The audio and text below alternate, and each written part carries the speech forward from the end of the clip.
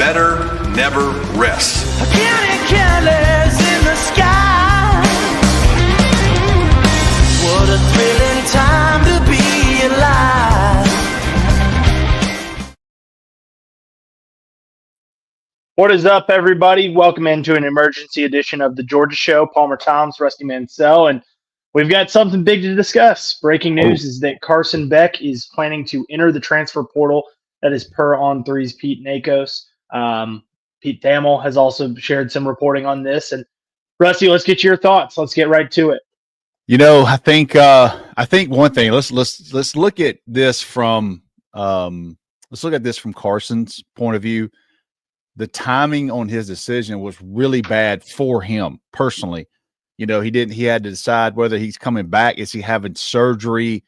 I think pretty quickly he knew he had to have surgery, but you know, was he going to look around? Was he going to go in the portal? Was he going to declare for the draft? What was he going to go back to Georgia? I think there was a lot of uncertainty privately with this injury for him. I think at the time he went ahead shortly after his surgery and declared for the draft. You saw the tweets and those type of things. He came to the Sugar Bowl day before, hung out with the team and those type of things there for the game. But, you know, you look at this, and I think that as you process more information, I think the injury to Carson was probably a lot more in detail, a lot more rehab type thing. Then you look at where I think he's going to go. I know there's Texas Tech mentions. I know there's somebody said Missouri mentioned. Somebody said Ohio State. Yep. Ohio State. Yeah. I will be shocked if it's not Miami. And I'll say this, Miami has missed on like 3 or 4 of their major targets, Palmer. Look, his girlfriend goes there. I'm not getting into the personal side of it, but he does have connections to Miami. He's a Florida kid. If you think about this too now, Palmer, if you remember Cam Ward, they recruited him. They recruited him hard last year. Florida State recruited Cam Ward hard. They thought they had him. He declares for the draft, and like a week later, he changes his mind and he goes to Miami. So that's really the path I think this is going on. You know, I think people, I think Carson, there's nobody, none of his people, I would say, are left at Georgia. You know, Tate Ratledge was a guy that, you know, he was close with. I think they came in together. Both of those guys are leaving. Aaron Smith is that same class. Smith, yeah, all those guys. And I think it's just the timing of everything. I think it just works out for Carson individually.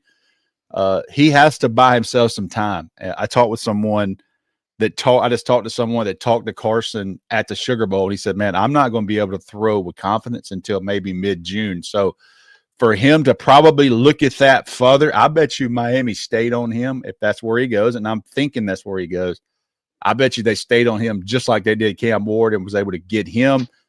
Cam Ward wasn't dealing with an injury. Carson Beck is dealing with an injury, not knowing he's going to come back. And when he's going to come back and how he's going to be with the NFL questions, kind of, you look at it, kind of makes more sense now. Yeah, and I think this is a decision that makes a lot of sense, both from a football perspective and a business perspective. Mm-hmm. Pete Nakos shared that he expects Carson to be, quote, one of the highest paid transfers in college football history. That certainly aligns with everything that we know about Miami. He's getting On3 NIL valuation of $4.2 million. That's sixth among all college athletes, fifth among college football players. And I haven't looked at that list, but among those 5 that are above him, you got to think that a couple of those are going pro. Probably Shedeur Sanders and Travis Hunter are probably above him. Cam Ward might be above him there as well. Mm-hmm. So, Carson is going to be a hot commodity in the transfer portal. And, from the football perspective of it, he didn't have his best season. There's no denying that. Everything that happened on the field, was not the way that Carson probably drew it up, because if things went the way that Carson drew it up, he was very forthcoming to start the year. He wanted to win a Heisman Trophy. He wanted to win an SEC championship. He wanted to win a national championship. He wanted to be the number 1 pick in the NFL draft. Georgia wins the SEC championship, but it wasn't Carson that got that done in the second half. Obviously, he gets hurt there right before halftime, and so whether that's his national SEC championship or not, he wasn't going to lead them to a national championship. He wasn't going to be the Heisman Trophy winner. He wasn't going to be the number 1 overall pick. So this year did not go the way that Carson Beck hoped and planned for it to go. And so, he's looking at in the mirror and saying, hey, I can either come back into this same situation, where, like you mentioned, he's not going to have his guys around. He's going to be the oldest person on this team in Athens. It's a situation where the fans had kind of showed their hand of they were frustrated with Carson. Carson was frustrated with the fans. It certainly felt that way. And, he put himself in a position where he's, in the spotlight and, for better or for worse. And I think that, this year was not the way that he expected it to go. And so, you look at it, and he's probably not going to get drafted as high as he would have liked to. That's where I think things change. You know what I mean? And the injury too. I mean, the injury. No. Well, those two go hand in hand. Yeah, you start hearing. People tell you, "Hey, this is where you're going to go," and then you start doing more detail and you get more time, and you think, "Wait a minute, I'm not going to go there." And he wouldn't be able to throw in the pre-draft process. I mean, I know he's got plenty of tape out there, but that is a big part of the evaluation process, and so. Teams, there are probably some teams out there that would have taken him off their board entirely, saying, hey, we're not going to take a quarterback that has injury concerns coming into the draft process. And so, you look at that situation, and he's not going to go as highly as he would have liked. It makes sense for him to come back and have a better year on the field, and then also go enter the draft process healthier and along the way, make a little bit of NIL money too. Shoot, he's going to make a lot of it. He's going to make a lot of money. I can tell you this because the portal quarterback class has not been great at all. Nothing like it was last year. And we've talked about that. So when you look at everything, kind of makes sense. You know what I mean? Listen, this guy can throw the freaking ball, man. I mean, there's no question. I mean, he had some bad games this year. I mean, that Texas game, I went back and watched the day. He threw 3 picks. He should have he hit the 4th one to kid in the hands. Then he comes back and he plays a game like Tennessee. And you look at the second game, he makes some throws there, man, where you go, Carson Beck is that dude. He would have got picked apart on that probably Ole Miss and Texas game. I would imagine scouts are digging in. He can come back and get another year and try to, because he had a great, his 2023 season had Ladd McConkey and Brock Bowers not battled injuries all year. He had a couple of spots in there. And people want to throw that Alabama game, you know what I mean, to him, and that's okay. They still only got beat 27-24, by the way. And he probably could have gone pro and been a first round pick, but he wanted to accomplish things at Georgia. And for everyone that says Carson's not a DGD, that's obviously a conversation that'll be had on all over social media. That's not one that we're going to want to get into, but Carson wanted to accomplish things at Georgia. That was important to him, and that's why he came back to Georgia. He did not accomplish those things. I think there's a lot of frustration, from both sides of it, from the fan perspective, from Carson's perspective, that things didn't go the way that he hoped. And I would imagine that, it's not like Carson hates Georgia. If he had hated Georgia and hated the entire experience he would have left before he had even gotten a chance to start. Because he's a kid that waited around until his 4th year to start. So, that's not right. He's certainly somebody that has respect for Georgia. And I think, at this point, it's time, that we have the conversation. What does this mean for Georgia?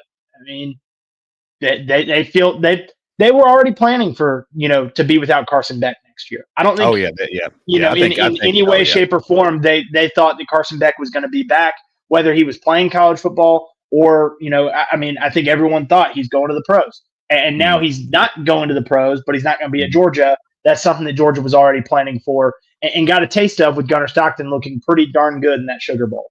Oh, yeah. I think they've turned the switch to Gunnar Stockton. I mean, I think, being in New Orleans and being around the players, I think that was the one thing I was like, dang, this is definitely – Gunnar Stockton has a clear lead. The switch has been turned to him, especially when they knew that Carson was probably done and he was going to do that in the draft and all that. Now, what changes between then is probably that injury and his feedback from NFL.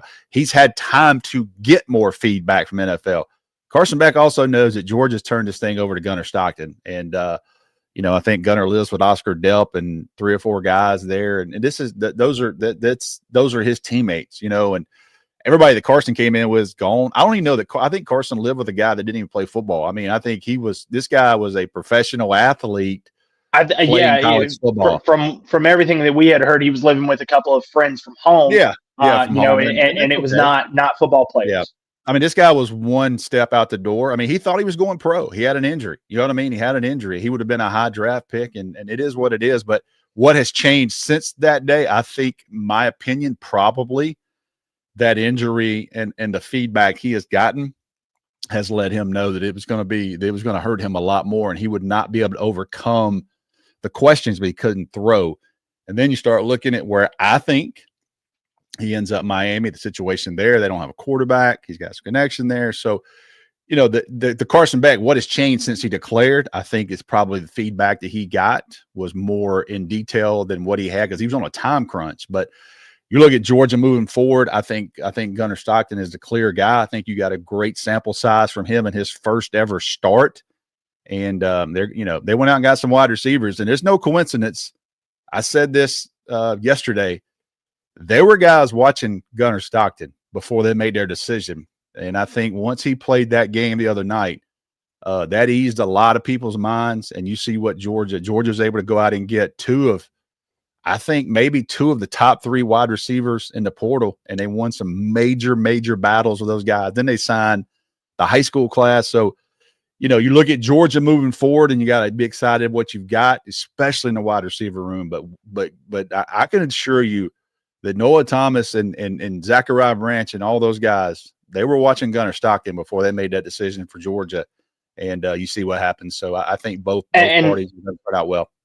And I think that Georgia feels good about its quarterback room beyond Gunnar as well. Obviously with Ryan Puglisi there, Beck being the second Georgia quarterback to enter the transfer portal. Yep. Mm-hmm. Jaden Rashada has entered as well. Puglisi, true freshman this past year, was making moves up that depth chart slowly but surely, and was the backup quarterback for the Sugar Bowl prep, and would have been the guy to go in had they had to turn somewhere another direction than Gunnar Stockton. So they feel good about him. They feel good about the future there. I don't know that it would surprise anybody if they tried to go add a little bit of depth in that in that room. I think that's a lot easier said than done. It's a difficult recruitment to try and sell somebody on, if you can get the right guy, it makes sense, but it's got to be the right guy. And that has always sort of been what we've talked about with Georgia's quarterback room is, hey, they've always felt pretty good about Gunnar Stockton. It was never going to be a clear cut, this job is yours, especially with Gunnar playing the Sugar Bowl and getting those weeks of prep and the years of experience that he's got in this system. So they feel good about Stockton. They feel good about Puglisi. And by the way, they got 2 kids coming in the 2 freshmen. I still think there's a the second portal window. You know what I mean? So you go through a spring practice and who's out there quarterback wise and who wants to come to Georgia and compete. I think that's the biggest thing. You know what I mean? I think people realize that you outside looking in, Gunnar Stockton probably is their guy, and that's I think Georgia did try to add some guys that had some experience, and that's just the way Kirby Smart's always had it. He's always wanted to have a lot of competition there. That's why Georgia has been able to always keep guys in that room. And it would not shock me at all to see Georgia maybe add somebody in the second portal window, especially if somebody goes through spring practice and says, hey, this didn't work out like I thought it was going to be. I don't like this offense I'm in, whatever, those types of things. So, but Rusty, I think it's also safe to say, let's say Carson Beck was not leaving Georgia. I don't think a quarterback of Carson Beck's caliber is entering Georgia's quarterback room. No. A Quinn Ewers were to enter. No. I don't think Georgia's looking for a 1-year rental type guy. They would love to add depth in that quarterback room and competition to push Gunnar, but it's got to be the right situation. They went out and they looked at Fernando Mendoza. It would say a lot for somebody like that. I think he had started 17 games, and at one point I thought he was about to go to Georgia, and winds up going to Indiana. A lot easier, and his brother's at Indiana too now, so there's a lot of those things. So I think you look at this, and it's going to be real interesting how it all plays out. Quarterback is Is you got to have one, man. You got to have the right one too. But I think once Georgia saw, kind of the energy, kind of the reaction, kind of the things with Gunnar Stockton, and it's not. I'm not saying this is 100% Gunnar Stockton's job. He's going to have to battle. I mean, they're going to push him. And Ron Puglisi had every offer in America, and the kid flat out told me, the kid flat out told me he had to tell Ohio State to quit calling. Like, I'm going to Georgia, and I want to play at Georgia, and that's where I'm at. So, that's another highly recruited guy that is going to be battling for this job. And you've got some freshmen that obviously are going to be, the odds are stacked against them. So we shall see. But I think the overall thing here at Palmer with Carson Beck is, I believe he probably got a lot more feedback. He's had time now. He got a lot more feedback and probably thought about, man, I better try to go back and play. And I might go somewhere else, go to Miami. I think it's going to be Miami. You know what I mean? Pete Nakos is calling me right now. So that's the guy that wrote the story. I'm sure Pete's going to have some stuff there, but I would be surprised if it's not Miami. This kind of makes sense. And they really, they missed on a couple. So that would be good for them. But obviously look at the questions. When can he throw? What's he going to look like? And, you got to say this for Carson Beck. Guy spent 5 years at Georgia. If he feels like he's going to go somewhere else and get that year in, and that's probably the path he's going to take, in my opinion. Yep, I completely agree. So big news of the day, Carson Beck, after having announced plans to enter the NFL draft, he is now expected to enter the transfer portal and leave Georgia after 5 years, 2-year starter for the Bulldogs. Looking elsewhere. Rusty, appreciate the time. Thanks, Palmer.